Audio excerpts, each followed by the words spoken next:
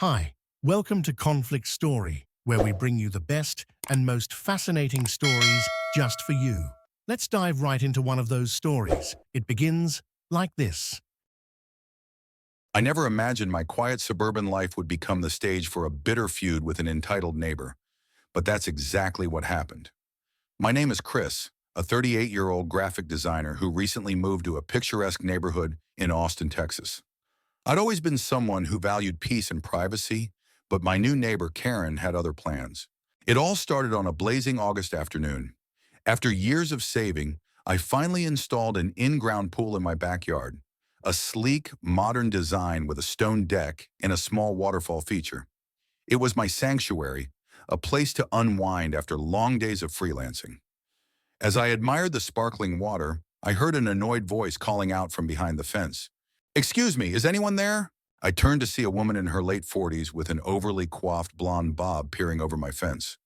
Her expression was a mix of disdain and suspicion.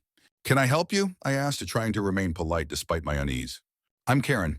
I live 3 houses down," she said curtly. "Did you seriously think you could install that pool without consulting the rest of us?" I raised an eyebrow. I wasn't aware I needed anyone's permission. "This is my property." Karen's frown deepened. "A pool like that affects the neighborhood's aesthetic. Did you at least get approval from the homeowner association?" "There is no homeowner association here," I replied, keeping my tone measured. "And I obtained all the required city permits. Everything's legal." Karen sniffed, unimpressed. "Well, it's an eyesore and a liability. Someone could get hurt. I'll be reporting this to the city." I sighed, turning away. "Do what you feel you need to, Karen. Have a good day." But she wasn't done. Over the following weeks, Karen's hostility escalated. She took photos of my yard daily, called code enforcement with baseless complaints, and distributed flyers warning neighbors about the dangerous pool on the block. Her antics were both baffling and infuriating. Most of the neighbors ignored her or assured me they had no issue with my pool. But Karen's relentless harassment made it hard to enjoy my own backyard.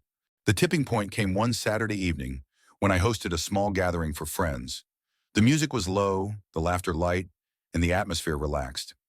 Around 8:30 p.m., Karen appeared at the fence, shouting over the chatter. "Turn it down. Some of us have standards." I walked over, trying to reason with her.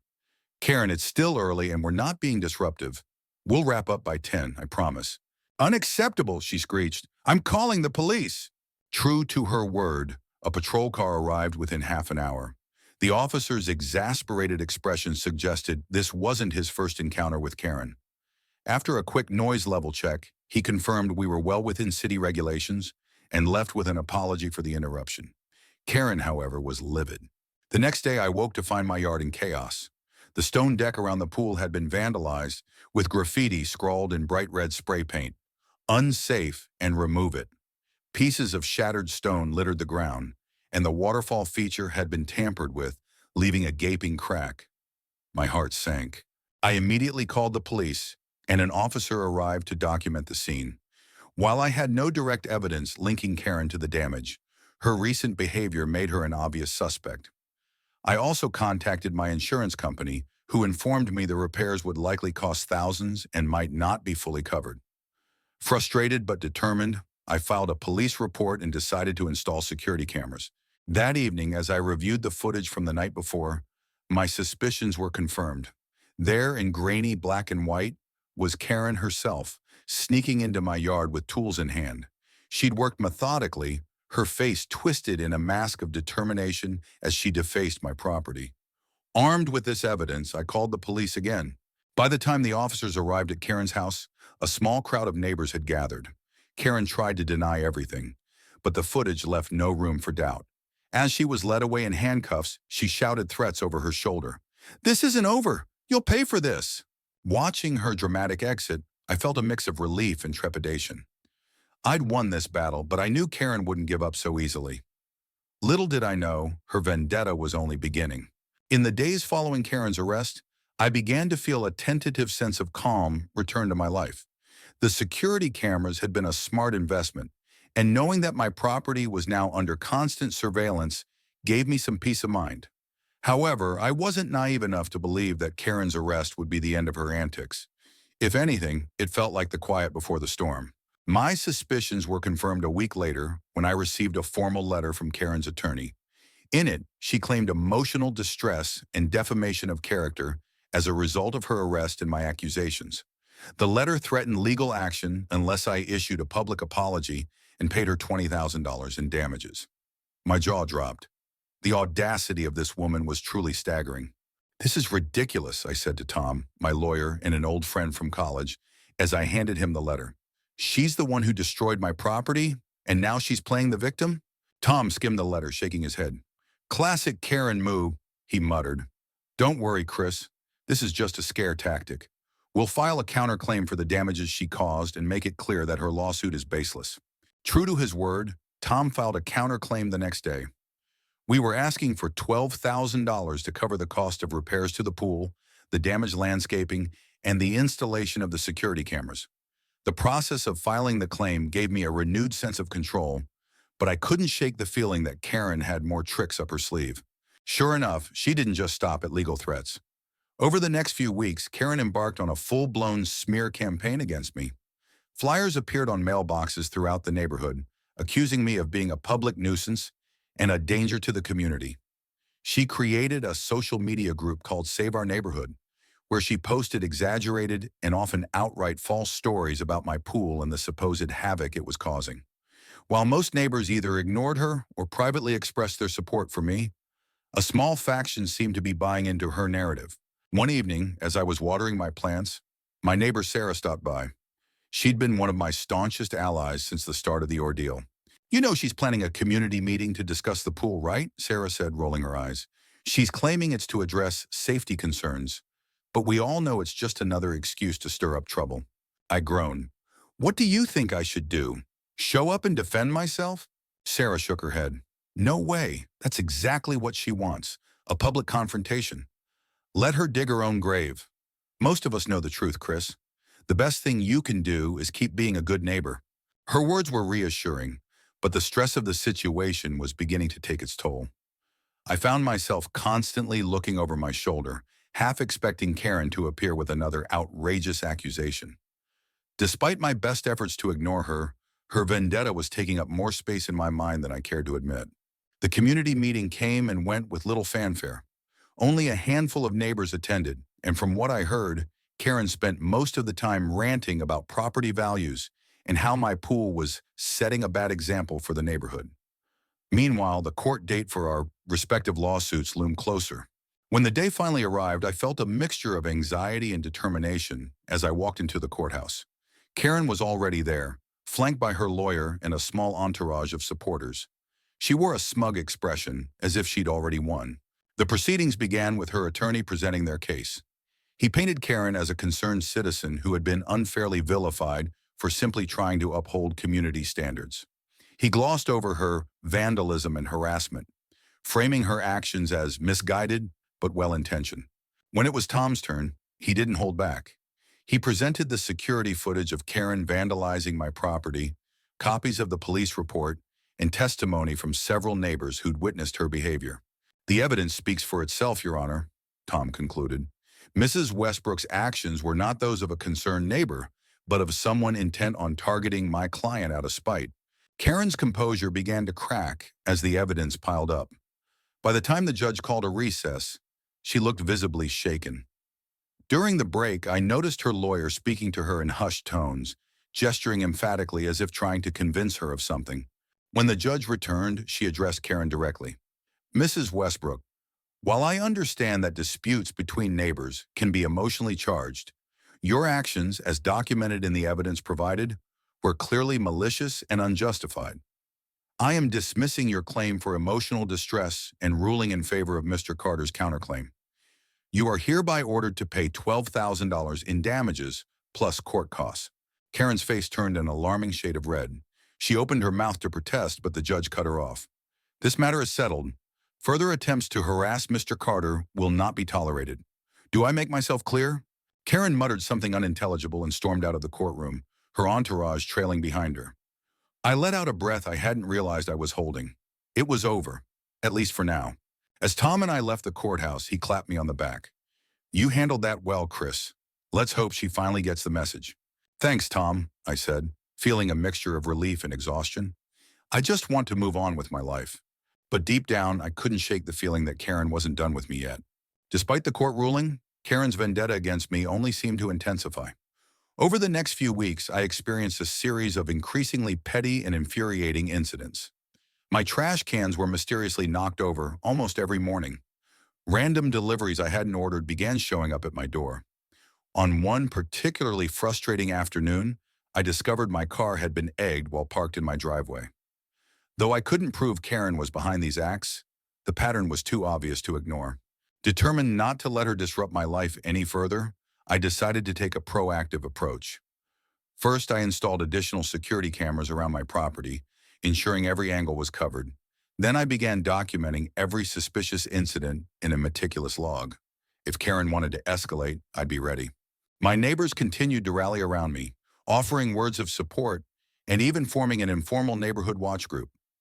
Sarah, who'd been my ally from the start, organized a community meeting to discuss ways to improve safety and discourage harassment.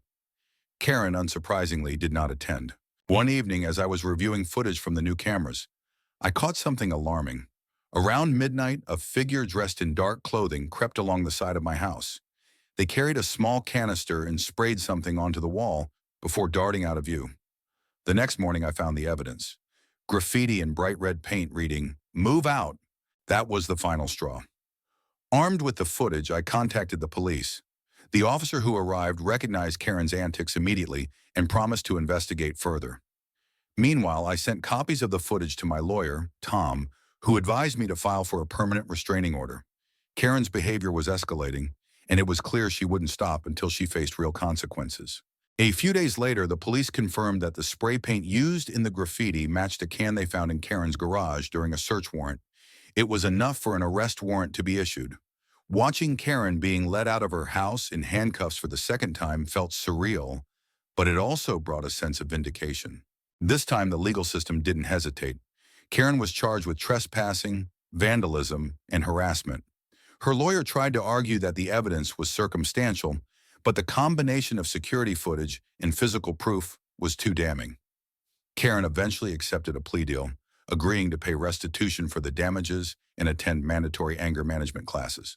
The judge also extended the restraining order indefinitely, prohibiting her from coming within 500 feet of my property. For the first time in months, I felt like I could breathe again. With Karen effectively neutralized, I turned my attention to reclaiming my life. Inspired by the support from my neighbors, I decided to move forward with the community garden idea I'd floated earlier. Sarah and several other neighbors eagerly joined in, and together we transformed my backyard into a shared green space complete with vegetable plots, flower beds, and a small seating area. The project brought the neighborhood closer together, and the garden quickly became a source of pride for everyone involved.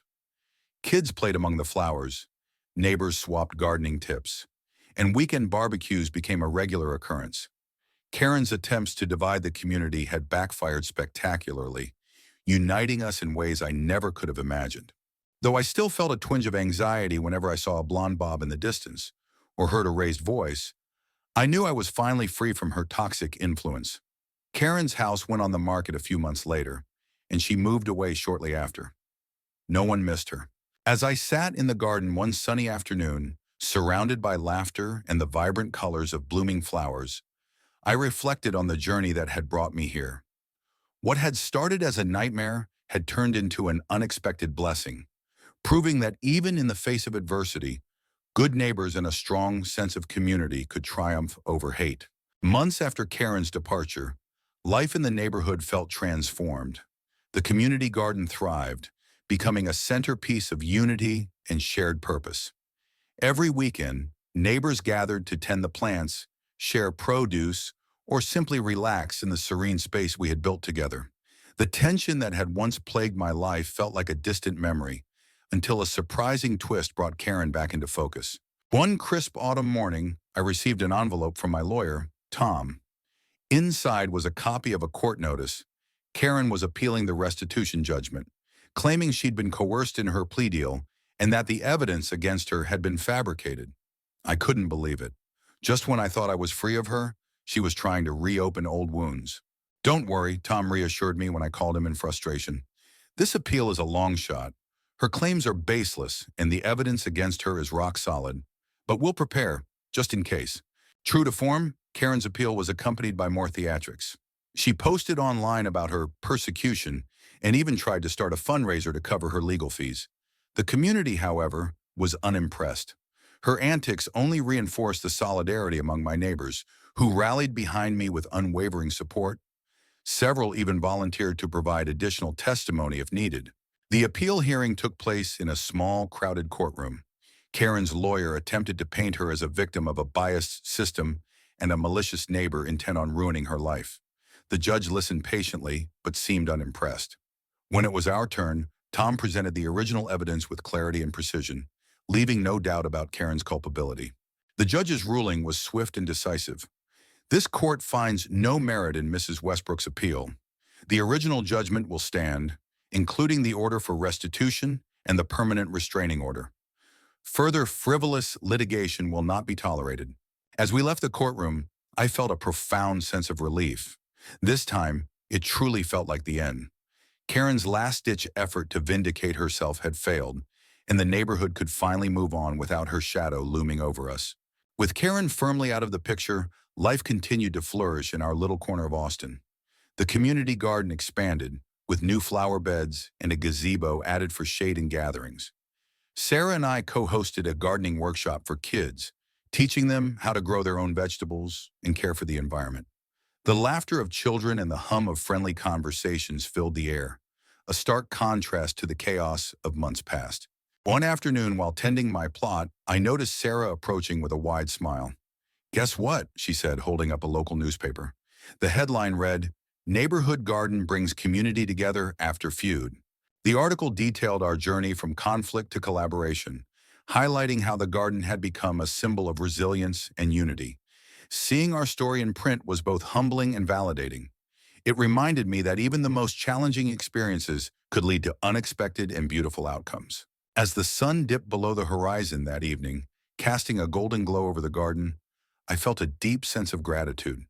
The journey hadn't been easy, but it had taught me the power of community and the importance of standing up for what's right.